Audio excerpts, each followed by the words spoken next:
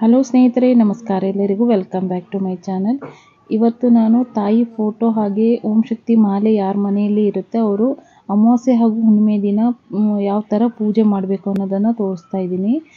ಅಮಾವಾಸ್ಯೆ ದಿನ ವಿಶೇಷವಾಗಿ ಪೂಜೆ ಮಾಡಬೇಕಾಗುತ್ತೆ, ಯಾಕಂದರೆ ತಾಯಿಗೆ ಆ ದಿನ ತುಂಬ ವಿಶೇಷವಾದದ್ದು.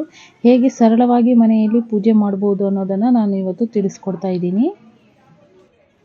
ನಾನು ಈ ಹಿಂದೆ ವಿಡಿಯೋದಲ್ಲಿ ಮನೆಯನ್ನು ಯಾವ ರೀತಿ ಕ್ಲೀನ್ ಮಾಡ್ಕೋಬೇಕು ಅನ್ನೋದನ್ನು ತಿಳಿಸಿಕೊಟ್ಟಿದ್ದೆ. ನೀವೇನು ಮನೆ ಒರೆಸ್ತೀರಾ ಆ ನೀರಿಗೆ ಕಲ್ಲುಪ್ಪನ್ನು ಸೇರಿಸ್ಕೊಂಡು ಸ್ವಲ್ಪ ಅರಶಿನ ಹಾಕ್ಕೊಂಡು ಮನೇನ ನೀಟಾಗಿ ಒರೆಸ್ಕೊಳ್ಳಿ, ಕ್ಲೀನ್ ಮಾಡ್ಕೊಳ್ಳಿ. ಯಾವುದೇ ಥರ ಗಲೀಜೆಲ್ಲ ಇಲ್ಲದೆ ಇರೋ ಥರ ಮನೇನ ಶುದ್ಧ ಮಾಡ್ಕೊಳ್ಳಿ. ಅದಾದಮೇಲೆ ಹೊಸಲಿಗೆ ಹಾಗೆ ತಾಯಿ ಫೋಟೋಗಳಿಗೆ ಅರಿಶಿನ ಕುಂಕುಮನ ಇಟ್ಕೋಬೇಕಾಗುತ್ತೆ. ನಾನು ಯಾವ ರೀತಿ ಮಾಡಿದ್ದೀನಲ್ಲ ಆ ರೀತಿ ಮಾಡಿ.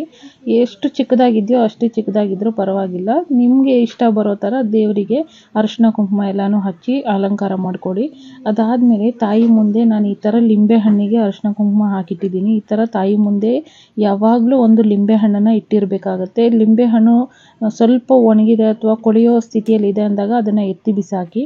ಹಾಗೆ ನಮ್ಮ ಮನೆಯಲ್ಲಿ ನಾನು ಗೋಮತಿ ಚಕ್ರನ ಇಟ್ಕೊಂಡಿದ್ದೀನಿ. ನಿಮಗೆ ಸಿಕ್ಕಿದರೆ ಇದನ್ನು ತೊಗೊಂಡು ಇಟ್ಕೊಳ್ಳಿ. 5, 7 ಆ ರೀತಿಯಲ್ಲಿ ತೊಗೋಬೇಕಾಗತ್ತೆ. ಜಾಸ್ತಿ ಏನೋ ದುಡ್ಡಿರಲ್ಲ. ಇದು ಗ್ರಂಥಿಗೆ ಅಂಗಡಿಗಳಲ್ಲಿ ಸಿಗುತ್ತೆ ಗೋಮತಿ ಚಕ್ರ. ಹಾಗೆ ತಾಯಿ ಫೋಟೋ ಮುಂದೆ ಅರಿಶಿನ ಕುಂಕುಮ ಯಾವಾಗಲೂ ಇರಬೇಕು. ಅಂದರೆ ಒಂದು ಬಟ್ಲಲ್ಲಿ ಅರಿಶಿನ ಕುಂಕುಮ ಹಾಕಿ ಇಟ್ಕೊಳ್ಳಿ. ನಾನು ಎಲ್ಲ ರೆಡಿ ಆದಮೇಲೆ ಹೂವನ್ನ ಹಾಕ್ಕೊಂಡು ರೆಡಿ ಮಾಡ್ಕೊಂಡಿದ್ದೀನಿ. ನನ್ನ ಫೋಟೋ ಚಿಕ್ಕದಾಗಿರೋದ್ರಿಂದ ನಾನು ಸಿಂಗಲ್ ಆಗಿ ಇಟ್ಟಿದ್ದೀನಿ. ನಮ್ಮ ಶಕ್ತಿ ಮೀರಿದ್ದು ಯಾವುದೂ ಇಲ್ಲ. ನಮ್ಮ ಕೈಲಿ ಎಷ್ಟಾಗುತ್ತೋ ಅಷ್ಟನ್ನೇ ಮಾಡಬೇಕು. ನಾನು ಈ ರೀತಿಯಾಗಿ ಚಿಕ್ಕದಾಗಿ ಹಾಕ್ಕೊಂಡಿದ್ದೀನಿ. ನಿಮಗೆ ಆದರೆ ನೀವು ದೊಡ್ಡದಾಗಿ ಮಾಲೆಗಳು ಹಾಕೋಬಹುದು. ನಮಗೆ ಅಷ್ಟು ಸ್ಪೇಸ್ ಇಲ್ಲ, ನಾನು ಅದಕ್ಕೆ ಇಷ್ಟು ಚಿಕ್ಕದಾಗಿ ಹಾಕ್ಕೊಂಡಿದ್ದೀನಿ. ಈ ಥರ ಅಲಂಕಾರ ಮಾಡ್ಕೊಂಡಿದ್ದೀನಿ.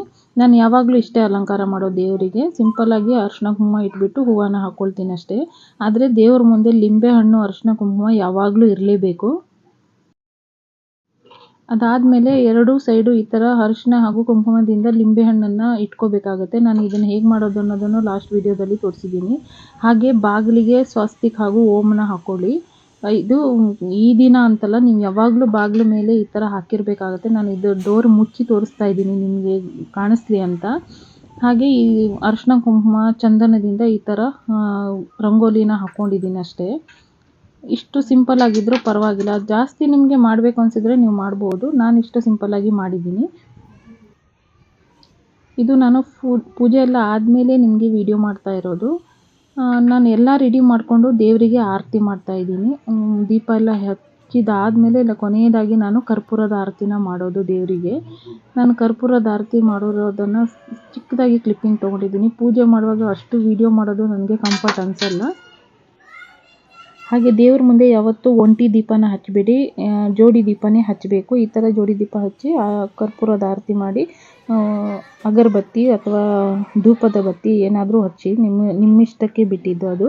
ದೇವರಿಗೆ ಪೂಜೆ ಎಲ್ಲ ಆದಮೇಲೆ ಹೊಸಲಿಗೆ ನಾವು ಲಿಂಬೆಹಣ್ಣಿಂದ ದೃಷ್ಟಿನ ತೆಗಿಬೇಕಾಗತ್ತೆ. ಇದು ಪ್ರತಿ ಅಮಾವಾಸ್ಯೆ ಹಾಗೂ ಹುಣ್ಣಿಮೆಗೆ ಮಾಡಬೇಕು. ಸ್ನೇಹಿತರೆ, ಮನೆಯಲ್ಲಿ ಎಷ್ಟೇ ಫೋಟೋ ಇದ್ರೂ ತಾಯಿ ಫೋಟೋ ಇದ್ರೇ ಒಂದು ಕಳೆ ಅನಿಸುತ್ತೆ. ನಿಮಗೆ ಇದರಲ್ಲಿ ಗೊತ್ತಾಗ್ತಿರ್ಬೋದು. ನಾನು ಲಿಂಬೆಹಣ್ಣಿನ ದೃಷ್ಟಿ ತೆಗಿತಾ ಇದ್ದೀನಿ ಮನೆ ಹೊಸಲಿಗೆ. ಮೊದಲು ದೇವ್ರ ಮುಂದೆ ದೃಷ್ಟಿ ತೆಗೆದ್ಬಿಟ್ಟು ಆಮೇಲೆ ಹೊಸಲಿಗೆ ತೆಗೆದು ಆ ಲಿಂಬೆಹಣ್ಣನ್ನು ಅಲ್ಲೇ ಕಿವುಚ್ಬಿಟ್ಟು ರೌಂಡಾಗಿ ಹಾಕಬೇಕು. ಹಾಗೆ 2 ಪೀಸ್ನ ಮಾಡಿಕೊಂಡು 2 ಸೈಡು ಹಾಕಬೇಕಾಗತ್ತೆ. ನಾನು ಓಂ ಶಕ್ತಿ ತಾಯಿ ಫೋಟೋ ಹಾಗೆ ಮಾಲೆ ಇಟ್ಕೊಂಡು ನಾನು ಯಾವ ರೀತಿಯಲ್ಲಿ ಸರಳವಾಗಿ ಮನೆಯಲ್ಲಿ ಅಮಾವಾಸ್ಯೆ ಹಾಗೂ ಹುಣ್ಣಿಮೆಗೆ ಪೂಜೆ ಮಾಡ್ತೀನಿ ಅನ್ನೋದನ್ನು ತಿಳಿಸ್ಕೊಟ್ಟಿದ್ದೀನಿ. ತುಂಬ ಜನ ತುಂಬ ವಿಧದಲ್ಲಿ ಮಾಡ್ತಾರೆ. ನಾನು ಮಾಡೋದು ಈ ರೀತಿಯಾಗಿ. ಯಾರಿಗೆಲ್ಲ ಗೊತ್ತಿಲ್ಲ ಅವ್ರಿಗೆ ಗೊತ್ತಾಗಲಿ ಅಂತ ಈ ವಿಡಿಯೋ ಮಾಡಿದ್ದೀನಿ ಅಷ್ಟೇ.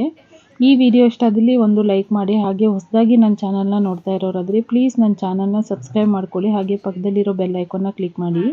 ನಾನು ಹಾಕೋ ಎಲ್ಲ ವೀಡಿಯೋಸು ನಿಮಗೆ ನೋಟಿಫಿಕೇಷನ್ ಬರುತ್ತೆ. ವಿಡಿಯೋ ಎಲ್ಲನೂ ಮಿಸ್ ಮಾಡ್ದಿರ ನೋಡ್ಬೋದು. ಇದೇ ರೀತಿಯಲ್ಲಿ ಹುಣ್ಣಿಮೆ ದಿನವೂ ಪೂಜೆ ಮಾಡ್ಕೋಬೋದು. ಆ ದಿನದ ವಿಡಿಯೋನೂ ಕೂಡ ನಾನು ಶೇರ್ ಮಾಡ್ಕೋತೀನಿ. ನಿಮಗೆ ತಾಯಿ ಬಗ್ಗೆ ಏನೇನಾದರೂ ಪ್ರಶ್ನೆ ಇದ್ದರೆ ಪ್ಲೀಸ್ ಕಮೆಂಟ್ ಮಾಡಿ. ನಾನು ವಿಡಿಯೋ ಅಥವಾ ಆನ್ಸರ್ ಮಾಡ್ತೀನಿ. ಸಿಗೋಣ ಮುಂದಿನ ವಿಡಿಯೋದಲ್ಲಿ. ಬಾಯ್ ಸ್ನೇಹಿತರೆ.